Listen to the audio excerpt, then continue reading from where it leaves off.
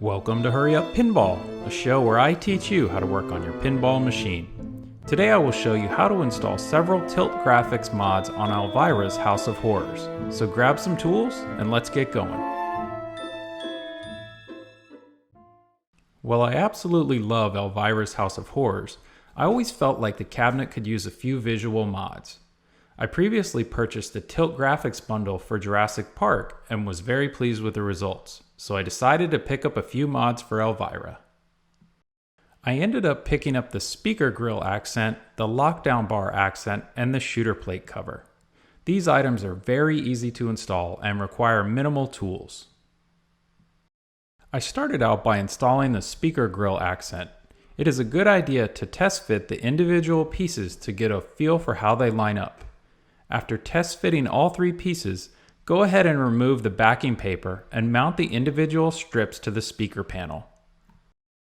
Make sure to align the outside pieces with the edge of the speaker panel first, followed by the metal lip at the top of the panel.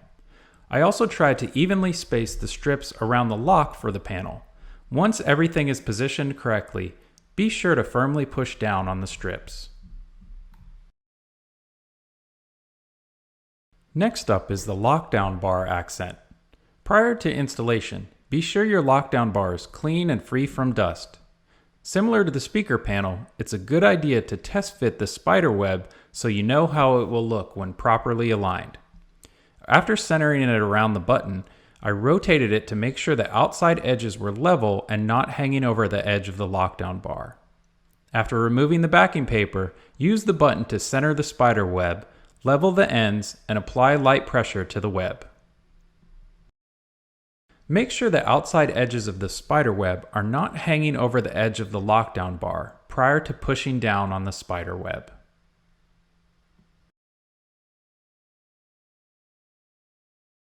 Now it is time to install the individual bats that came with the spider web. They each have the backing paper on them, so take a few minutes to decide where you want to place them. The only area you want to avoid is the rounded lip of the lockdown bar directly above the button. I chose to place the bats below this lip. I also avoided the area close to the player's hands on the outsides of the lockdown bar. Once you are happy with the position of the bats, remove the backing paper and press them down firmly onto the lockdown bar. Just remember not to place them on the rounded lip of the lockdown bar above the button. To install the shooter plate cover, we will need to raise the playfield. Open the coin door, remove the lockdown bar, close the coin door, and remove the playfield glass. Since we will be raising the playfield, I grabbed my cabinet protectors to avoid scratching the art blades. If you don't own a set of these, I highly recommend picking up a set.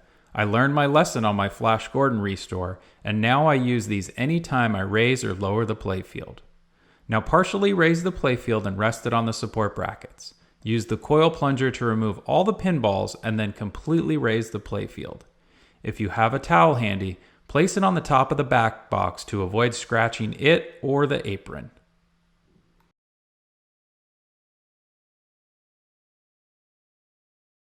Using a small flathead screwdriver, gently remove the retaining clip from the shooter rod and place it in a magnetic nut bowl for safekeeping.